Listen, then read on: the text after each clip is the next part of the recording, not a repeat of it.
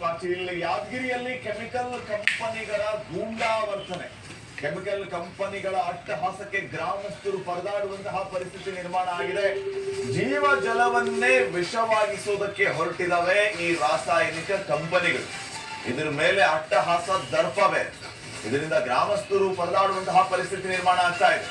ಯಾದಗಿರಿಯ ಕಿಲ್ಲನಕೇರ ರಾಚನಹಳ್ಳಿ ಗ್ರಾಮದ ಹಳ್ಳದ ನೀರು ವಿಷಯುಕ್ತವಾಗ್ತಾ ಇದೆ. ಗ್ರಾಮದ ಹಳ್ಳಕ್ಕೆ ಕೆಮಿಕಲ್ ಕಂಪನಿಯ ವಿಷಕಾರಿ ನೀರು ಸೇರ್ಪಡೆ ಆಗ್ತಾ ಇದೆ. ವಿಷಕಾರಿ ನೀರಿನಿಂದಾಗಿ ಹಳ್ಳದ ಅಪಾರ ಜಲಚರಗಳು ವಿಲ ವಿಲ ಅಂತ ಒದ್ದಾಡ್ತಾ ಇವೆ. ಮನುಷ್ಯರೇ ಒದ್ದಾಡ್ತಾ ಇದ್ದಾರೆ. ಇನ್ನು ಜಲಚರಗಳ ಜೊತೆ ಕೆಮಿಕಲ್ ಕಂಪನಿ ಬಂದ್ ಮಾಡಿಸಬೇಕು ಅಂತ ಸ್ಥಳೀಯರು ಆಗ್ರಹಿಸ್ತಾ ಇದ್ದಾರೆ. ಹಳ್ಳದ ವ್ಯಾಪ್ತಿಯ ಅಪಾರ ಪ್ರಮಾಣದ ಹುಲ್ಲುಗಾವಲು, ಹಾಗೇನೆ ಈ ಕಡೆ ಆ ವಿಷಯುಕ್ತ ನೀರು, ಇದರಿಂದ ಎಷ್ಟೆಲ್ಲ ತೊಂದರೆ ಆಗ್ತಾ ಇದೆ.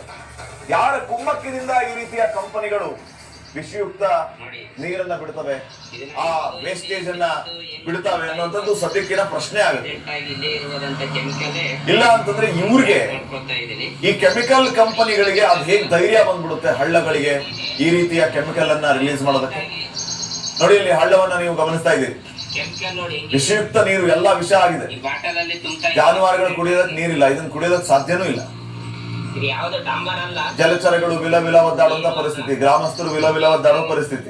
ವಲಯದಲ್ಲಿ ಸರಿಸುಮಾರು ಕೆಮಿಕಲ್ ಕಂಪನಿಗಳಿಂದ ಅಲ್ಲಿರ್ತಕ್ಕಂಥ ರಾಸಾಯನಿಕ ವಿಷಪೂರಿತ ಪದಾರ್ಥಗಳನ್ನು ಈಗಾಗಲೇ ಬೇಕಾಬಿಟ್ಟಿಯಾಗಿ ಎಲ್ಲಿ ಬೇಕಲ್ಲಿ ಏನಪ್ಪ ಅಂದ್ರೆ ರೈತರ ಹೊಲಗಳಲ್ಲಿ ಬಿಡುತ್ತಿದ್ದಾರೆ.